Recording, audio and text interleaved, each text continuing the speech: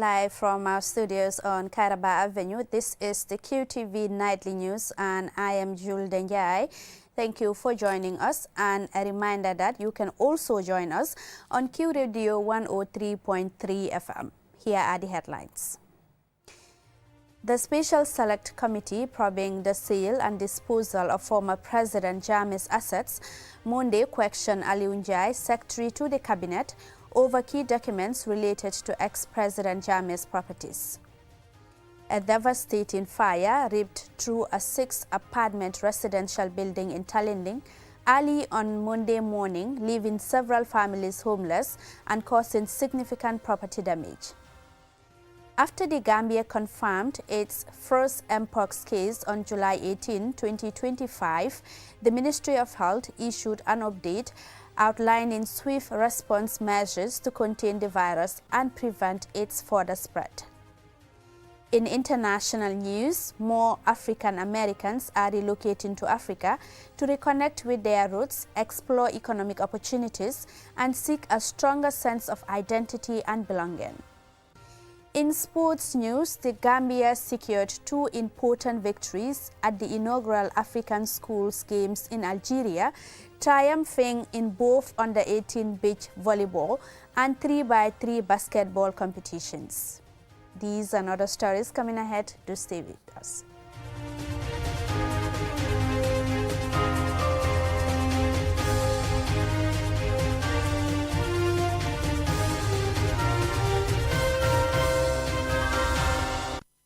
Thank you very much. If you are just tuning in, this is the QTV Nightly News.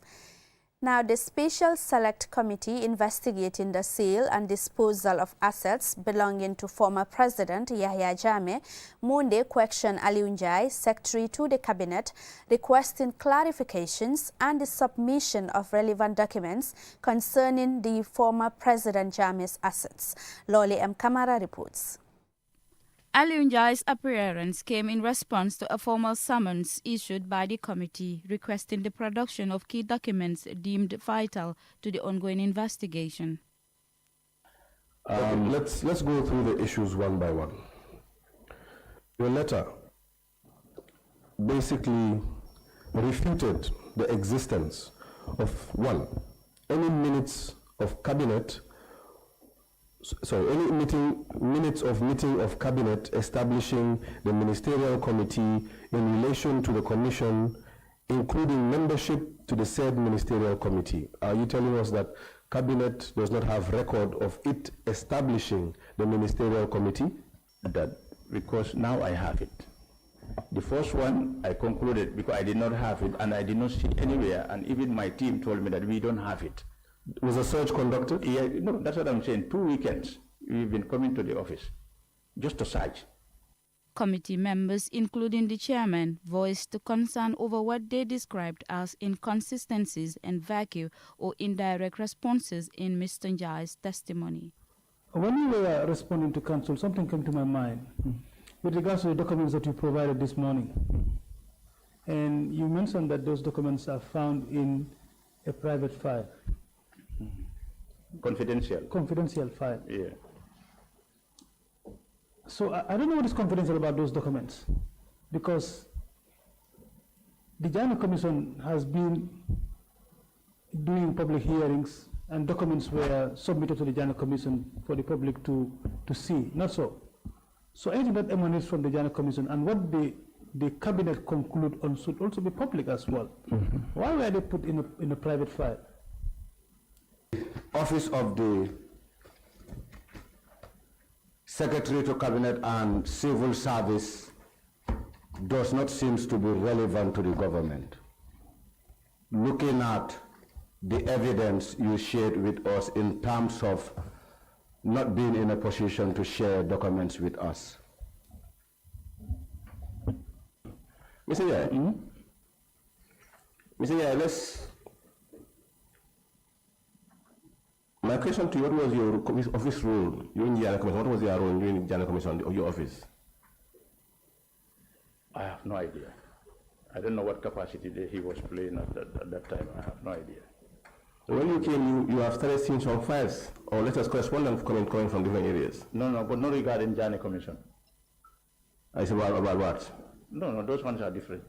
Following a lengthy exchange, the committee directed the secretary to the cabinet to submit the requested documents within 24 hours for investigative review and within 72 hours for formal presentation to the committee.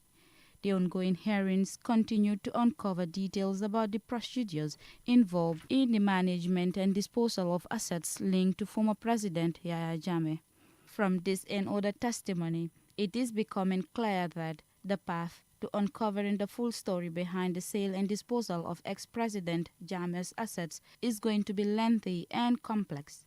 However, the special committee has pledged to follow every lead in pursuit of transparency and accountability. For QTV News, Loliam Kamara. Now, a devastating fire ripped through a 6-apartment residential building in Talinding early on Monday morning, leaving several families homeless and causing significant property damage. Usman Jata reports.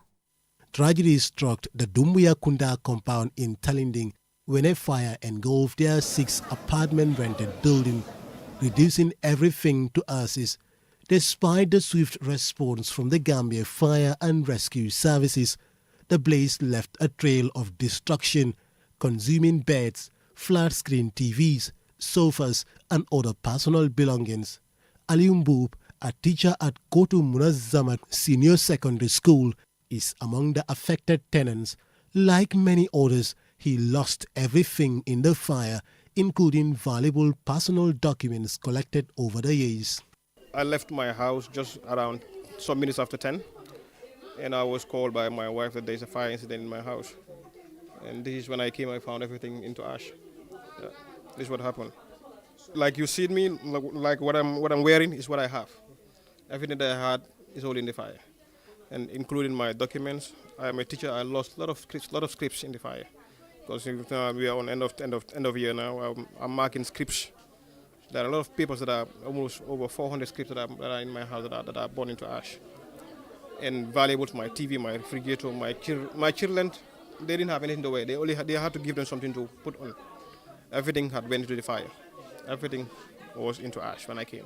House fire incidents in the Gambia are frequently attributed to faulty wiring and electrical sparks, although the exact cause of this fire is still under investigation. Some residents believe it may have been sparked by exposed electrical wiring. Among the victims is Biran S. Job, a cameraman at the State House in Banjul.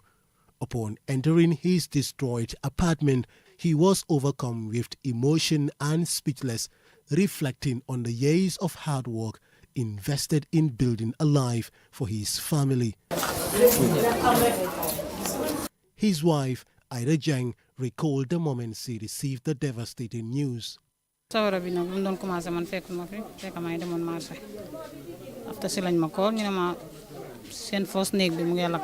was shopping at the market when I received a call that our apartment was on fire. By the time I arrived, everything has already been destroyed. Neighbors, like the victims, are deeply shocked and have come together to offer solidarity and support during this difficult time. The compound's landlord, Alhaji Fodek Kaloga Dumbuya, expressed disbelief and sorrow over the devastating loss. I don't know how the fire started. We couldn't save anything, not even a chair. We need help in any form. With more rains expected in August and no roof over their heads or belongings, the victims face severe hardship if help does not arrive promptly. Osman Jata, reporting for QTV News. Our thoughts and prayers are with the affected families. Now, after the Gambia confirmed its first Empox case on July 18, 2025, health authorities quickly introduced measures to contain the virus and halt its spread.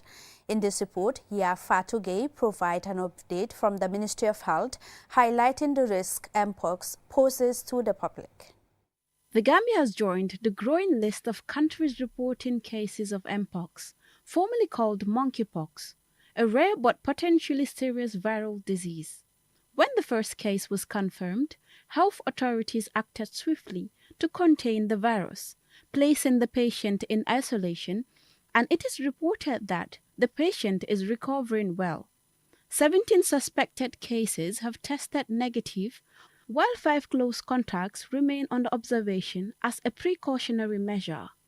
The Ministry of Health has activated the National Public Health Emergency Operations Center and established an incident management system to coordinate all response efforts. A national Empox response plan is currently guiding operations, which include deployment of trained rapid response team, designation for isolation unit in health facilities, stockpiling of essential medicines and equipment, boosting laboratory testing capacity, enhancing surveillance and contact tracking.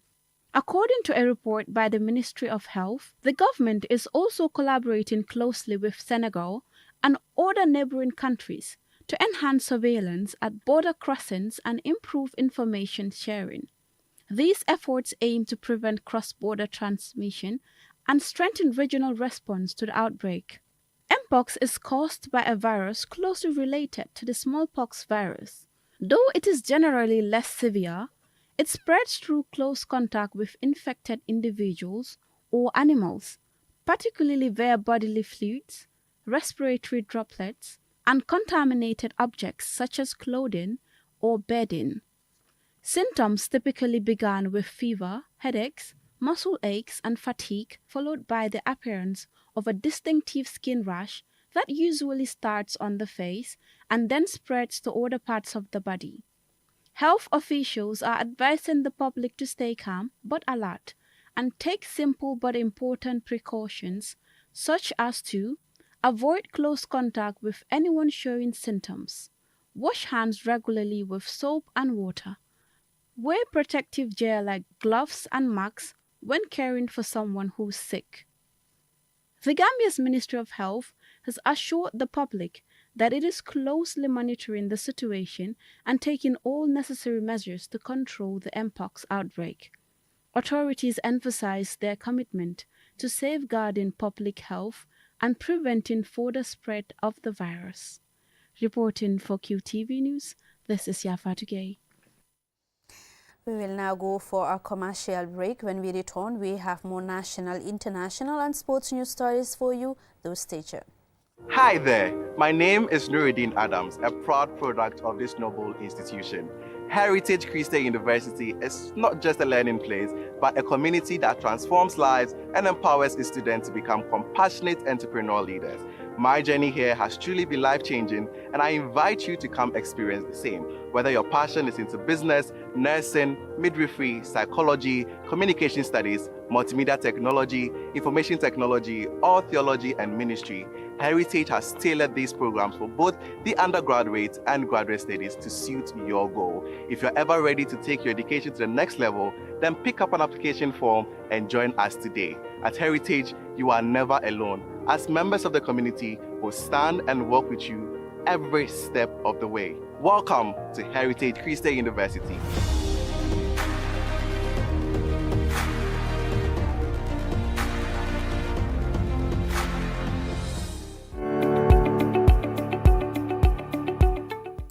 Bank. We are more than banking. We build bridges that connect you to pivotal services every day. Do you have government bills to pay to the Gambia Revenue Authority, Comfort, KMC, or the Accountant General's Department? We've got you covered. From payment of customs and domestic taxes to GRA, payment of number plate and vehicle ownership transfer to Comfort, payment of property rates and business license fee to KMC, and payment of MR passport, business registration, fishing license, land fees, sale of assets, lease application, development permits, quarrying royalties, gravel and sand, mining royalties, and a host of other revenue lines to the Accountant General's Department. Walk into any of our branches nationwide and make your payments hassle-free. Either in person or online. Simple, secure, and immediate. With Ajib Bank, there is no need to worry about government bill payments for your vehicles, taxes, licenses, business registration, and any other revenue line. Ajib Bank, passionate about your investment. We've got you covered. Ajib Bank, your investment partner.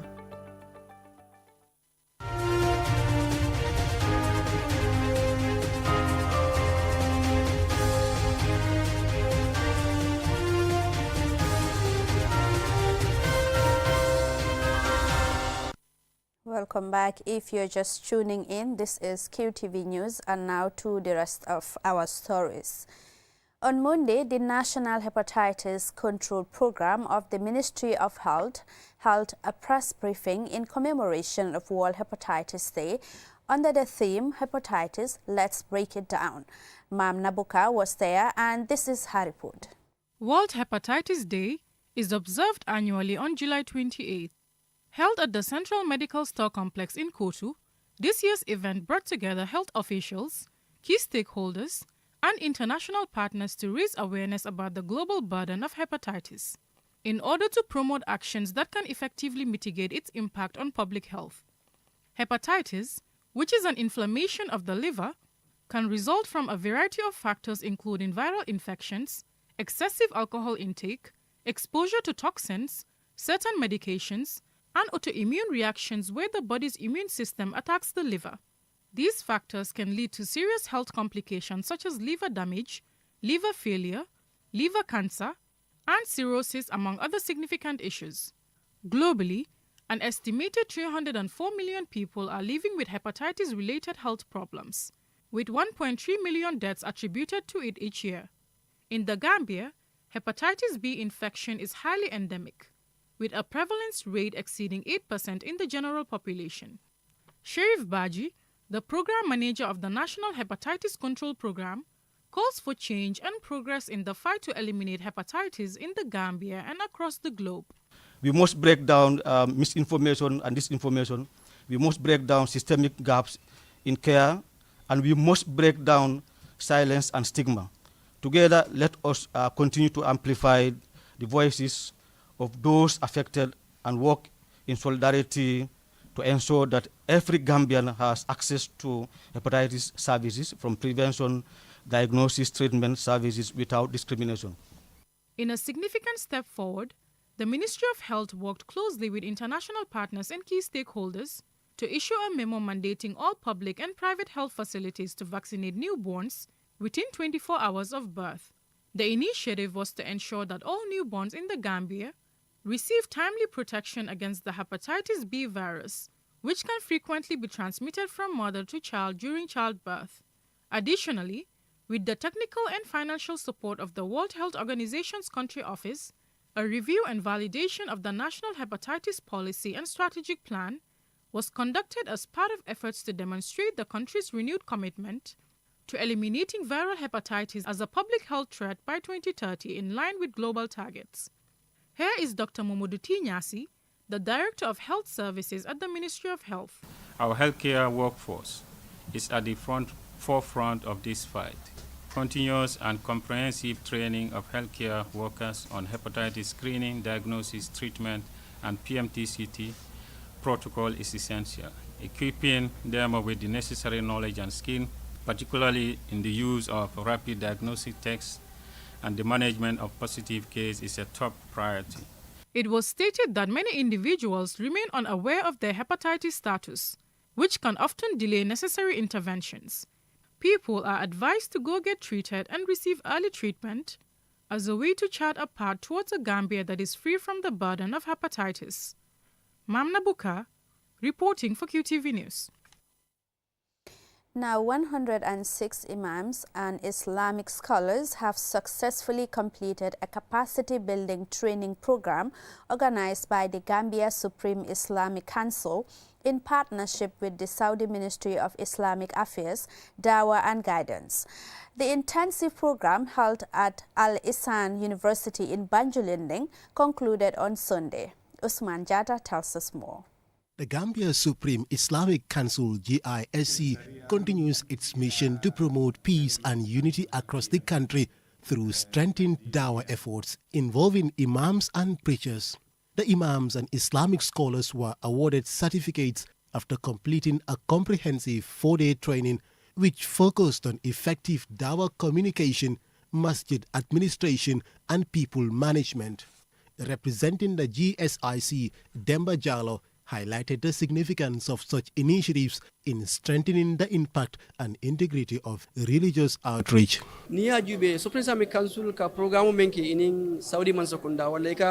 Programs like this have significant impact on dawah effort of imams. Scholars, like all human beings, are not perfect. The goal is not to mislead, but to guide, and training like this help address common challenges in that mission. The Saudi Ministry of Islamic Affairs plays a key role in supporting African scholars through initiatives that include funding Islamic education, providing institutional resources abroad, and offering religious guidance during Hajj and Umrah.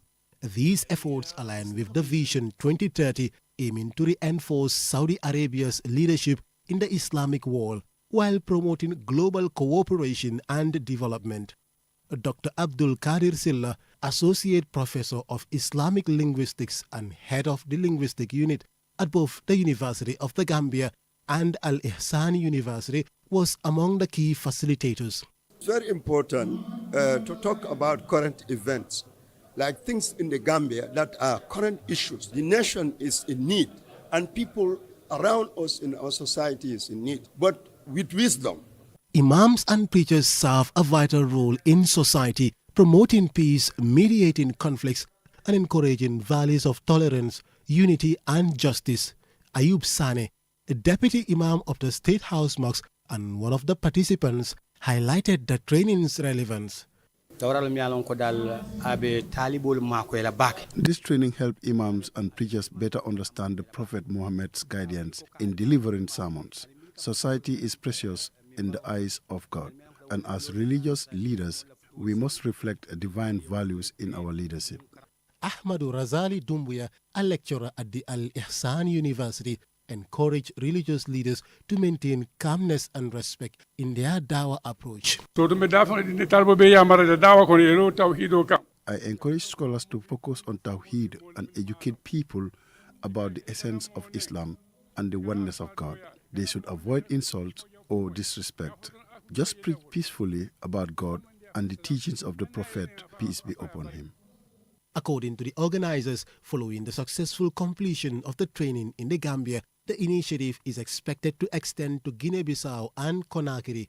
The expansion aims to further the mission of promoting peace and unity across the region through effective dawah and religious engagement. Osman Jata, QTV News. Up next is international news.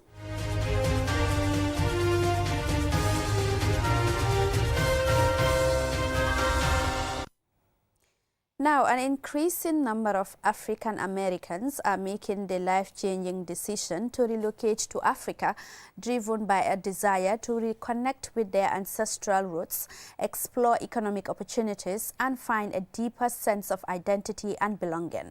This growing movement reflects a shift in mindset as many seek refuge from racial tensions in the West. Aissatou Bari has the details. In recent years, African countries have drawn increasing numbers of African Americans seeking to reconnect with their roots. A major milestone came in 2019 when Ghana launched its Year of Return initiative, commemorating 400 years since the first enslaved Africans were taken to America. The campaign ignited widespread interest among African Americans, eager to explore their ancestral heritage and start anew on African soil. As a result, Ghana has become a leading destination for returnees, granting citizenship to 524 individuals last year, most of them Black Americans. Many African Americans believe that while in Africa, they can connect with people of their own kind, admitting that the social fabric in the U.S. is broken. Experts say African economies are likely to benefit from these moves, especially from those willing to tackle corruption and create a healthy environment for investors. Rafael Obonio, a public policy expert at UN Habitat, says the U.S. is losing resources as well as the popular narrative that America is the land of opportunities and dreams. This reverse migration will lessen that narrative, and America is most likely to lose things like brain drain. He explained. The Gambia is home to Kunta Kinte Island, formerly James Island, a UNESCO World Heritage Site that symbolizes the transatlantic slave trade. Many African Americans who are tracing their roots back to West Africa are emotionally drawn to the Gambia as part of that history. Alex Haley's book and film Roots, which inspired generations of African Americans to reconnect with Africa, was based on the story of Kunta Kinte, whose origins were traced to Jufure, a village in the Gambia. A number of African Americans have settled in the Gambia in recent years, especially around areas like Brufut, Sanyang, and Bijilo, citing reasons such as peace, cultural familiarity, religious freedom, hospitality, and affordability. This reverse migration challenges all narratives and redefines what it means to be home. For a growing number of African Americans, the continent isn't just a place of origin. It is a place of purpose, promise, and a new beginning. Aissatou Bari, QTV News. In sports news, the Gambia secured 2 important victories at the inaugural African Schools Games in Algeria, triumphing in both under-18 beach volleyball and 3x3 basketball competitions. Our sports reporter Mamadou Gajaga was watching the action online, and this is his report. The Gambia under-18 boys and girls teams secured comfortable straight-set wins against Benin and Ghana respectively to start their pool matches positively. The boys overcame Ghana 21-7, 21-9, while the girls team pulled through 21-10, 21-9 over Benin. The basketball 3-on-3 team showed their supremacy on Libya after a resounding 12-2 win in under 10 minutes allocated time. The Gambia will now face Benin for a place in the semi-finals later this evening. A win will see the Gambia face either South Sudan or Ghana in the last 4. In swimming, Fatoumata Jallow made her debut for the country. She was unable to finish within the top 8 best times, despite a strong performance in the 50-meter freestyle swimming. She clocked 1 minute 5 seconds. Fatoumata will again compete on Thursday in the 50-meter breaststroke. Mamadou Gajaga, QTV News. Congratulations to Team Gambia. Well, this is all we have for you in this news bulletin. Join us again at 10 p.m. for another news bulletin. Thank you for watching.